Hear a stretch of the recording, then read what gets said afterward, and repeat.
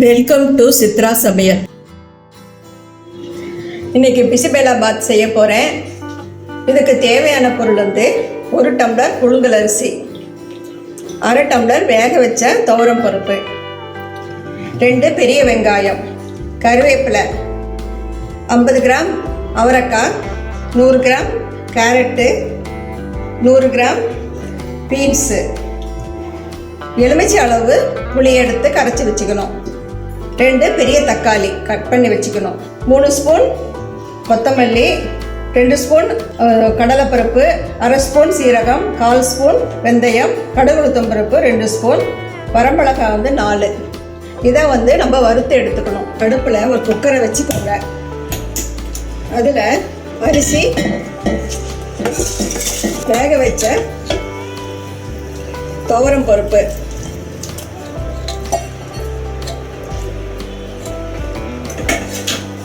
நம்ம எடுத்து வச்சிருந்த அவரைக்காய், கேரட், பீன்ஸ், இதெல்லாம் போட்டுட்டு இது வேகிறதுக்கு 4 டம்ளர் தண்ணி எடுத்துக்கோங்க. எடுத்து ஊற்றிக்கோங்க. கொஞ்சம் கிண்டி விட்டு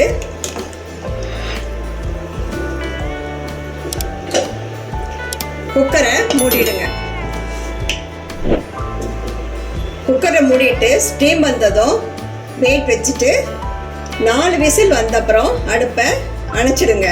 கேஸில் ஒரு கடாய் வச்சுருக்கோங்க. மல்லி,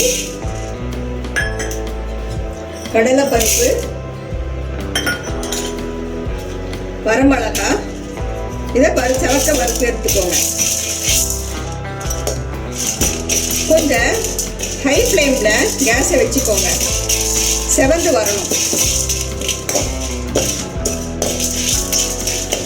செவந்து வந்துடுச்சு. இப்போ சீரகம், வெந்தயம் போட்டு ஒரு நிமிஷம் வறுத்துடுங்க.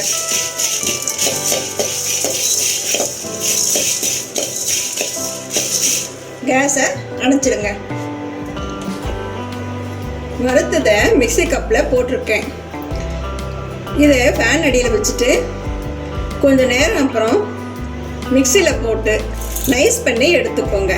கேஸில் ஒரு அடைச்சட்டியை வச்சுட்டு அதில் ஒரு 5 ஸ்பூன் எண்ணெய் ஊற்றுங்க.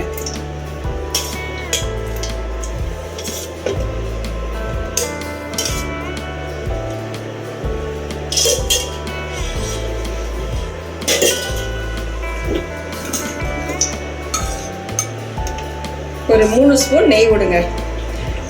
அப்போதான் சாம்பார் சாதம் மணமாக இருக்கும்.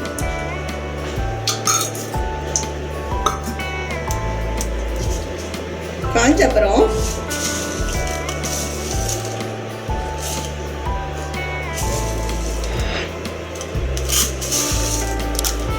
கடுகு 2 ஸ்பூன் போடுங்க. அது பொரிஞ்சு வரும்போது பெருங்காயத்தூள் ஒரு 1/2 ஸ்பூன் போடுங்க. கருவேப்பிலை,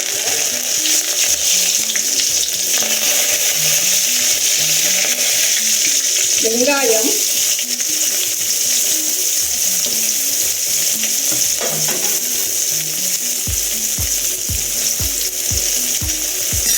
தக்காளி,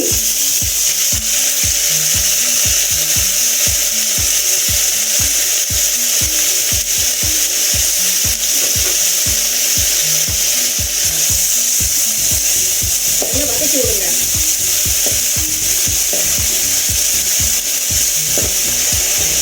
ஒரு 1/2 ஸ்பூன் தூள் உப்பு போடுங்க.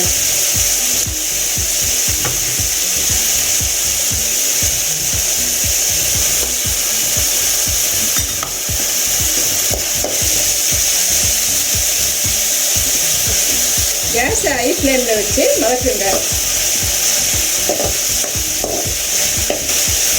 தக்காளி, வெங்காயம் நல்லா வதங்கிடுச்சு.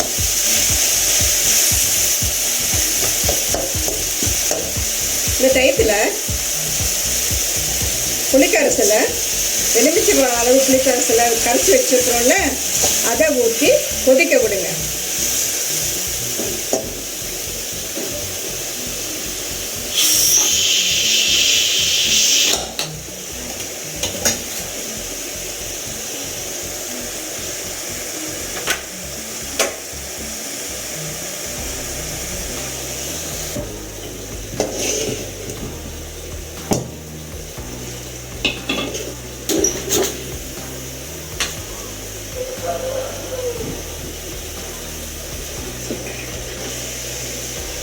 வெங்காயம், தக்காளி, புளிக்கரசல் எல்லாமே நல்லா வெந்து குழகுழன்னு இருக்குது பார்த்தீங்களா?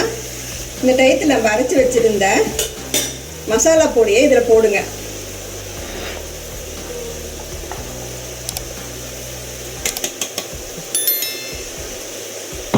கொஞ்சம் கட்டிப்படாமல் இருக்கிறதுக்கு தண்ணி ஊற்றி கொதிக்க விடுங்க.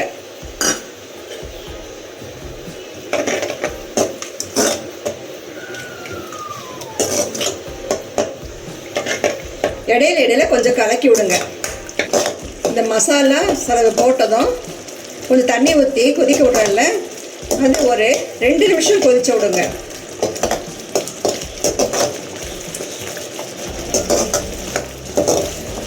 இடையில இடையில கிளறி விட்டுட்டுருங்க.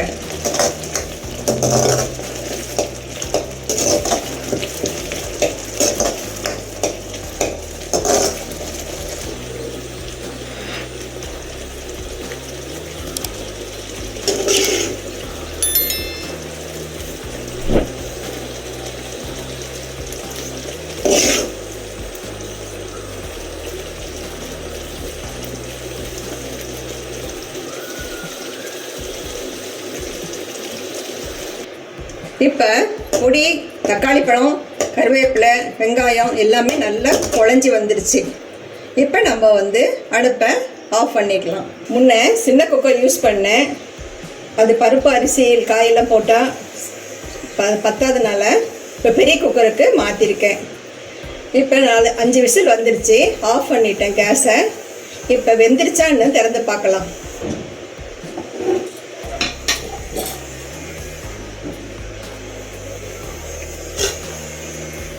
இப்போ கலந்து பார்க்கலாம்.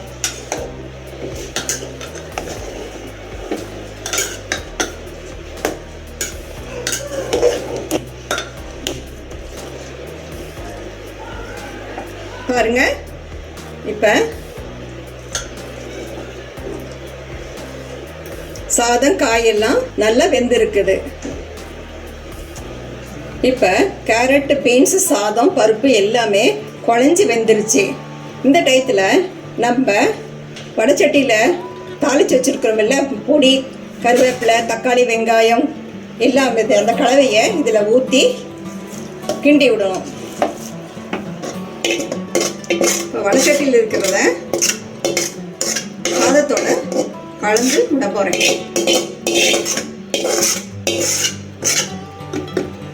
இப்போ கலந்து விடுங்க. இந்த மசாலா சாதத்தில் ஒட்டுற அளவுக்கு நல்லா கலந்து விடுங்க. இடையில நெய் இன்னும் ஒரு 2 ஸ்பூன் விடுங்க. அப்போ தான் சாதம் ரொம்ப சுவையாக இருக்கும். இப்போ உப்பு இருக்கா பார்த்துக்கிறேன். நான் எனக்கு கொஞ்சம் உப்பு கம்மியாக இருக்குது, அதனால் ஒரு 1.5 ஸ்பூன் உப்பு போட்டு கலந்து விட்டுக்கிறேன்.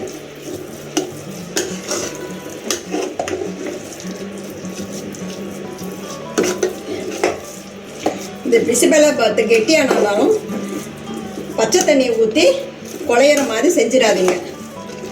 சுடு தண்ணியை கொஞ்சம் ஊற்றி குழைய போட்டு அப்புறம் பரிமாறுங்க. அப்போ தான் சுவையாக இருக்கும்.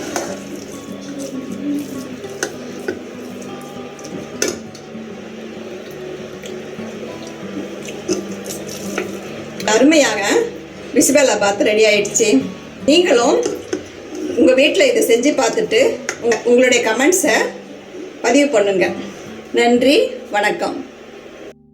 இப்போ பார்த்தீங்கன்னா சாம்பார் சாதம் ரெடி ஆகி போச்சு.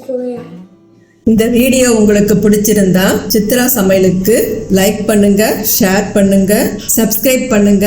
உங்களுடைய கருத்துக்களை கமெண்ட் செக்ஷன்ல பதிவு பண்ணுங்க. உணவே மருந்து.